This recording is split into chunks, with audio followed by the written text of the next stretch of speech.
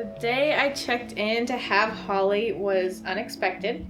I went in for an appointment, and it was supposed to just be a routine appointment, but my doctor came in and told me that I had mild preeclampsia and I had to deliver today, or, start the process that day anyway. So when she told me, my heart dropped to my stomach, and I was a little bit freaking out, and I called Mom on the way to the hospital. Let her know. She didn't believe me at first. She thought I was just being over dramatic. But yeah, then we went in and checked into the hospital. After checking into the hospital, Mom was the first person to come visit. She tried to rush right over and make sure to be there during every step of the way. And after work, Steven and Dad came in. It was really nice to have family there to be there with me for the first steps of the labor process. It was kind of nice because I was still allowed to eat and drink, so I had a wonderful man bring me some milkshakes and the Arby's French fries. And it was nice. Knowing that I had to kind of start the real process of inducing labor and being there overnight was exciting and a little stressful in its own way. And after Steven and Dad left, Mom was there for a little bit.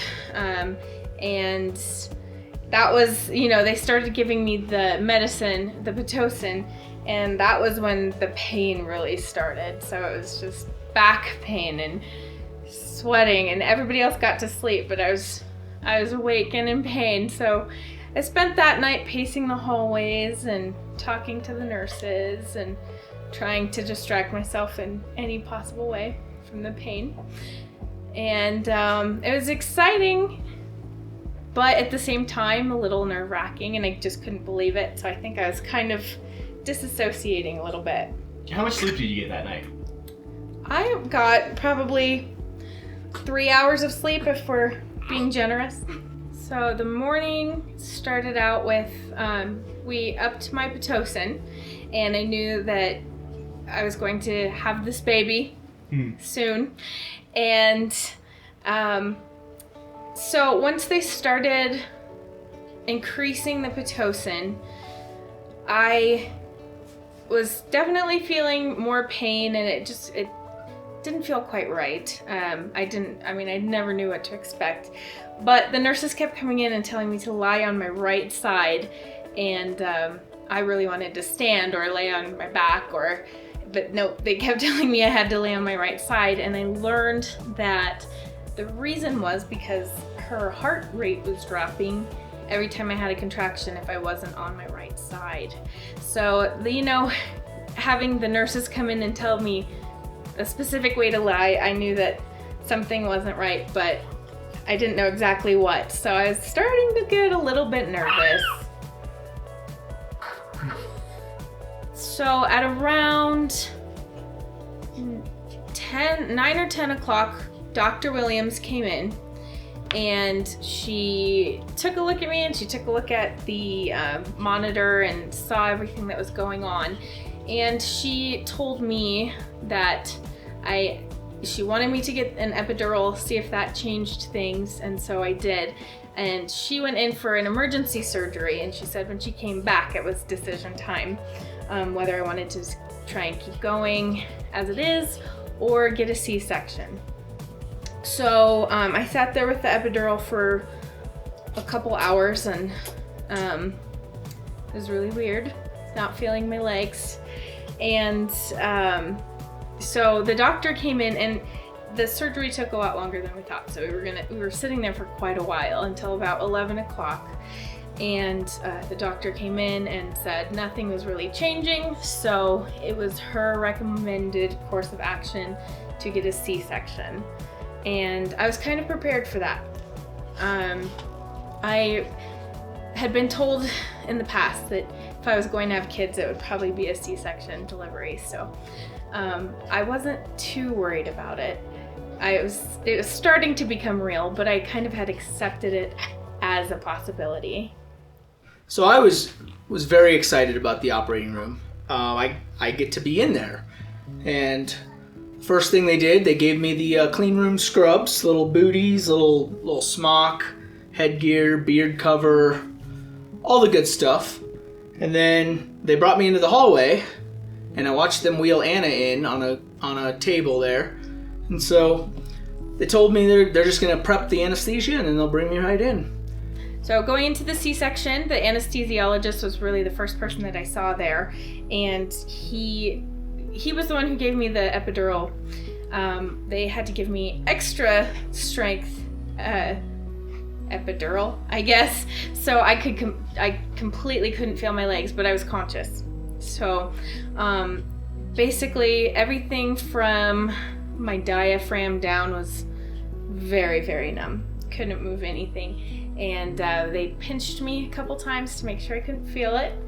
And then all of a sudden, Mark walks in and it's go time. And I told her, hey, it's gonna be all right. Baby's here. This is gonna be exciting. And pretty much held her hand, and it seemed like moments later they lifted her into the air. And that was a little stressful. They strapped my arms down. They said sometimes people have a reaction where they reach down for their belly, and that's not good. So they strapped my arms down, and they didn't tell me when they started cutting in, and it moved very quickly, but I could still feel tugging and pressure. And then here comes Holly. My doctor was explaining the things she was doing, and then I could definitely feel when they pulled her out. It was unlike anything I've ever felt. When they pulled her out, she did start screaming pretty much immediately, which made me really happy. I got to hear her screams, and just like that. No, they were a lot louder. And so Mark got to see her first, but they did bring her around to me. And I could see Holly. She was a dark purple baby, pulled out, and they just brought her right over. They put her under the heat lamp, and they had the oxygen there, and she didn't have to go on it. She got her color right away, just started coming in, and then I clipped the cord. It's a weird feeling to be laying on a table, and the creature that was living inside of you for 9 months is right in front of your eyes. I can't explain it. The first time I saw Holly, I cried a little bit. She was so beautiful. And when I held her in my arms, I knew she was mine. And I was so happy she was here. I could hear the pediatrician talking about everything she was doing, so I heard that she was doing well, and that was, reassuring. Okay, there we go. That was reassuring, hearing everything that was going on and that Holly was doing okay, but I was really excited to see my baby, and it felt like simultaneously like a couple seconds and also like forever. And then I kind of had this moment where I was like, oh shit, am I paying all my attention to the baby and none to Anna? Well, I kind of gotta split my attention, because obviously the baby is amazing and new, and definitely is gonna get a slight majority of the attention. Don't tell Anna. But anyways, had to go check up on Anna. And so I had the baby in my arms, so just had to keep both of them, make sure that everything's all right, and looked, and I watched them stitch her up, put everything back in. After they were finished stitching me up, Mark was by my side almost the whole time, and he watched to make sure that they put everything back where it should go. And so I got to see her. He was sitting next to me with her pretty close to my face. They said, hey, you guys are good to go. They brought me back into the original room, the delivery room, and then they brought Anna in moments later. As soon as I came out of the operating room, they wheeled me to my room, and I was still shaking pretty bad, but I was able to hold Holly for the first time. Still numb from, diaphragm down. And as I was shaking, I was a little bit nervous to hold her, but the skin to skin really did help the shaking calm down. So being able to hold her for the first time was really interesting because I had those physiological symptoms that were almost immediately eased by holding her, and that bonding is so weird. You'd think that we'd already be bonded from living in the same body, but it was a completely different experience when I got to hold her. After about an hour in the recovery room, we were able to move downstairs to the mom-baby floor. And we didn't actually tell anybody that we were being taken down to that floor right away because we just wanted a little bit of time with the baby. But once we got down there, we were greeted by an amazing nursing staff, and things were a lot less intensive there. So the nurses would come in every once in a while to check on us, but it wasn't like constant medical supervision. So that opened up time for the family to come in and see Holly and me and everything.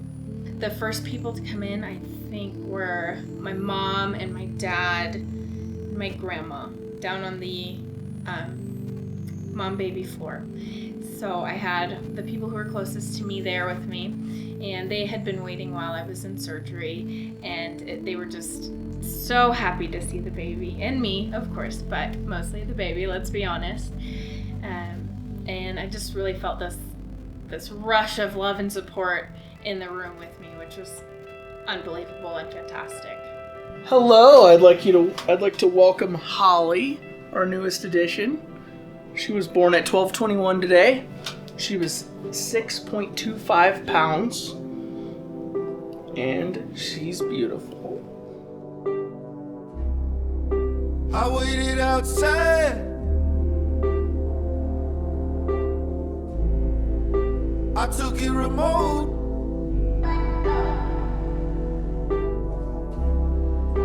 I wanted a bed. Tell the story or it goes. Tell the story or it goes.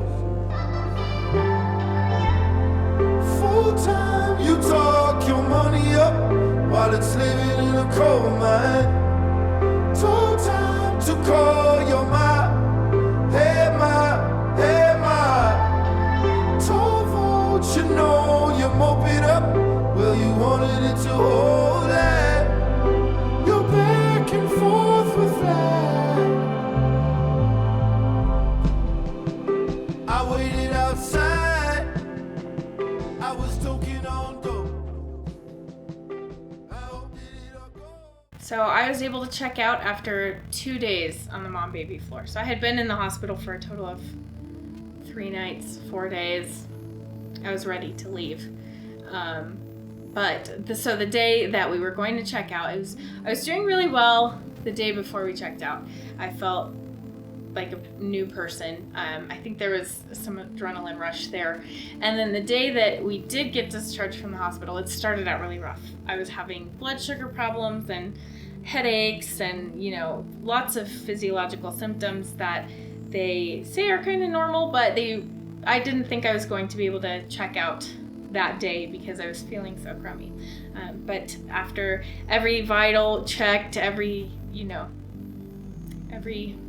T crossed, every I dotted, we were able to check out, and that was really exciting, taking Holly home for the first time. So when the day finally came that we could go home with Holly, I was super excited. We'd been in the hotel room for days. Oh, it wasn't a hotel room, hospital room, and I was exhausted. And I really wanted to take a shower in my own shower. Coming down from the mom-baby floor, I had to be wheeled out, and we had this cart full of things, and it was raining that day, and I was really happy I brought rain gear so I could run things out to the car, and the hospital had a little loop where you can drive the car under a roof. So that was nice. So anyways, I went out and loaded up the car and brought it in, and then the rest of the process of getting everything out of the hospital room was painstaking, but it was finally here. a mini full of things and balloons and baby stuff. I was really excited to get Holly home, have her set up in our own room, and kind of get back to normal and see where life takes us from there. The nurse had to sit with us for a little bit while Mark got the car, and there was a thunderstorm. We were trying to let it pass, but our time was ticking. So we had to go out in the thunderstorm, and Stephen got an alert on his phone that there was actually a tornado warning. So coming home from the hospital was kind of stressful. I was not excited about our first drive with the baby being in a thunderstorm with a tornado warning. It was not ideal. It was exciting and memorable for sure. Yeah, we loaded her up and drove off into the sunset. The rainy sunset. And the potholes really add to the experience. It was really a 4D experience. When we brought Holly into the house for the first time, we were actually really kind of rushing because of the rain. For some reason, we were like scared of the baby getting wet. Since then, it's rained a couple times, but when you're bringing this fresh new baby who's so vulnerable to the world, we really wanted to just get her in the car. So, we really just wanted to get her in the house. We left everything in the car and we brought her in, and I believe Katie was actually here waiting for us, but she didn't come in yet. We got a couple minutes alone in the house with Holly before the family came over, and that was really great. I got to see most of the same people. Katie was there, Mom and Dad, Stephen came by, and Emily, my close friend Emily, came by to see the baby for the first time. And again, I felt really just loved and supported. I felt surrounded by all the people that I really wanted to have there with me. And to meet Holly, all of the people who are going to be really important in Holly's life and already are. Holly, what I'd like to say right now is that I'm so happy you're here. And if this is in the future, I want to say I'm happy to have you here in whatever capacity you're here. Whatever you choose to be, whatever you choose to do, I'm so happy you're here. I would say the thing that I don't want her to ever forget, and I want her to always know, is that we wanted her always, and we love her, and she's such a blessing. Holly is the best thing that's ever happened to me, and Holly was prayed for and hoped for and wished for so long. It's so nice to have such a wonderful part of my life, which is my daughter, actually here after so much waiting and wishing and wanting and hoping. It's really nice to have a family. Mm. And you did that. Let me talk to 'em. Full time, you talk your money up while it's living in a coal mine. Told time to call your mom. Hey, mom.